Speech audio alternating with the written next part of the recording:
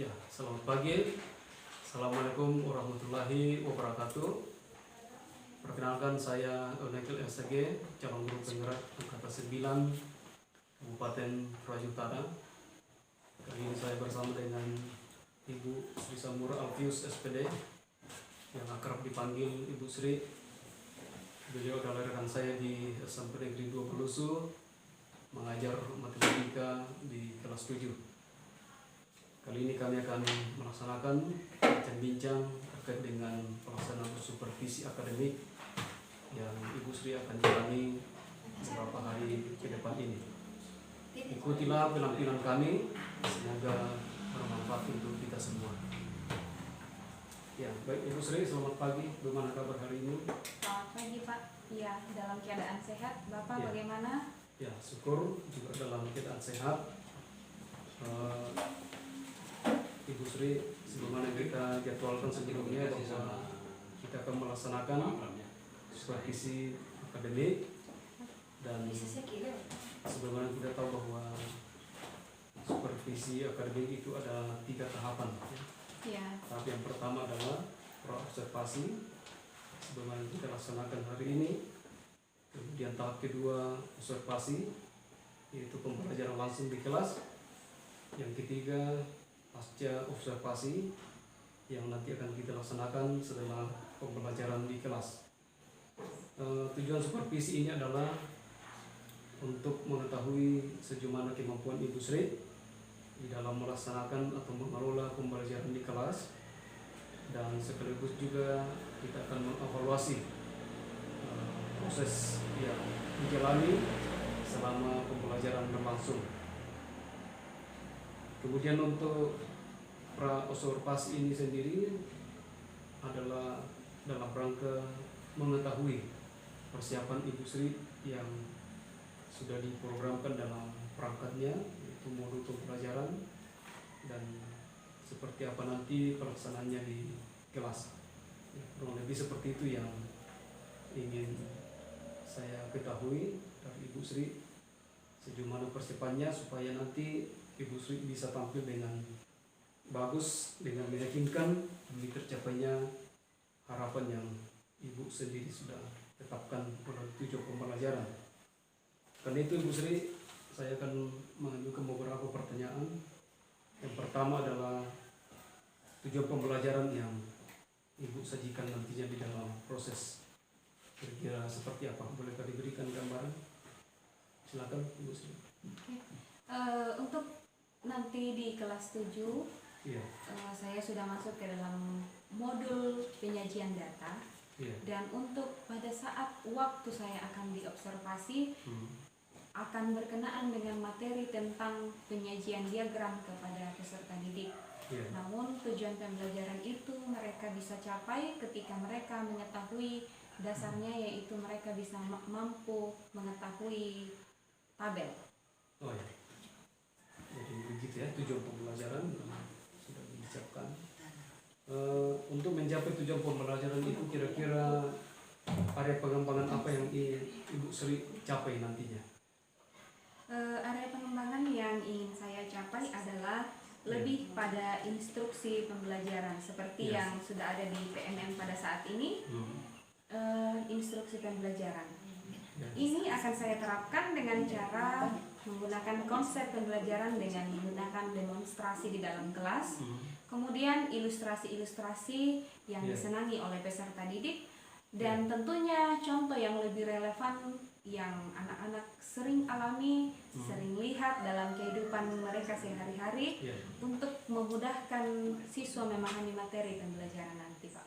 Oh ya begitu. Jadi melalui area pengembangan yang Ibu Sri sudah rencanakan ini, saya yakin tujuan pembelajaran akan tercapai dengan mudah karena dikaitkan dengan pengalaman langsung anak-anak, begitu ya? Iya Pak. Oke, luar biasa Ibu Sri.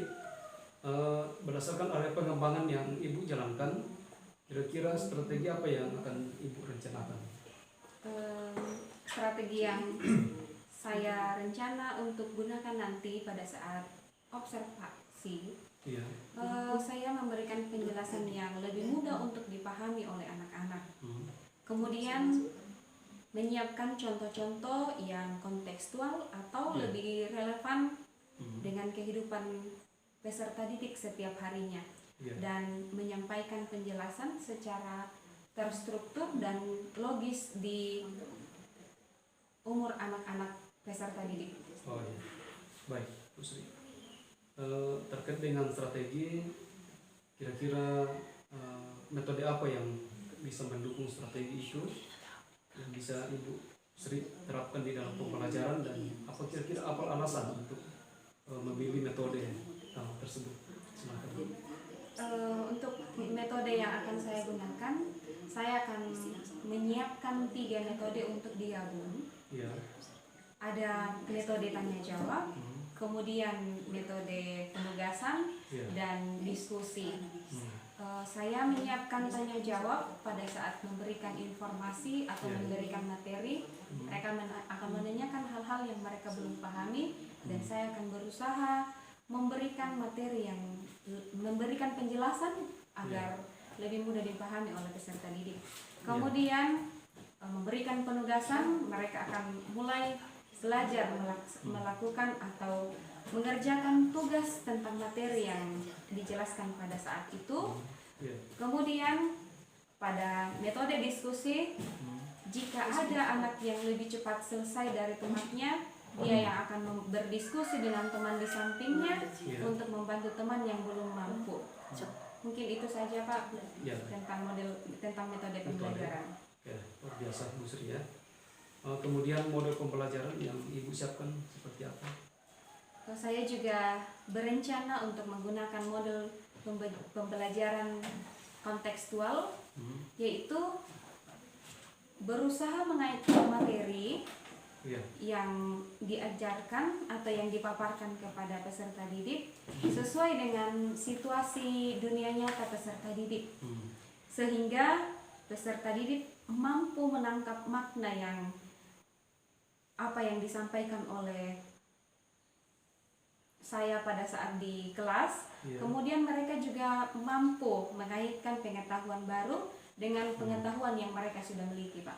Baik, ya. Jadi hanya itu yang diterapkan melalui model pembelajaran, yaitu kontekstual ya, intinya di situ. Untuk alat atau bahan atau sumber yang dipakai pembelajaran, apa yang Ibu siapkan?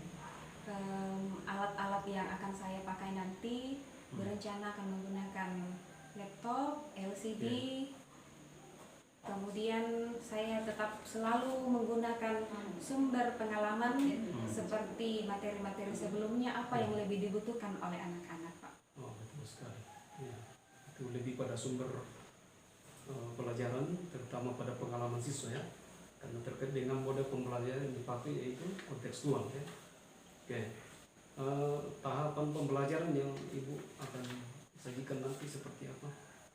Di dalam tahapannya ada terbagi 3, Pak.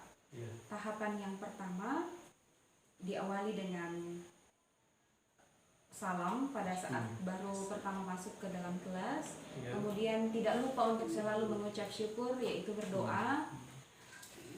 Kemudian absen, melihat keadaan anak-anak, bagaimana kehadiran mereka pada saat itu, dan apersepsi apa saja hubungan pelajaran yang sudah kita pelajari dengan pertemuan hari ini, dan akan menyampaikan materi secara lisan dan kepada anak-anak. Kemudian tahap yang berikutnya adalah kegiatan inti, yaitu penyampaian materi kepada peserta didik, kemudian memberikan contoh kepada anak-anak, dan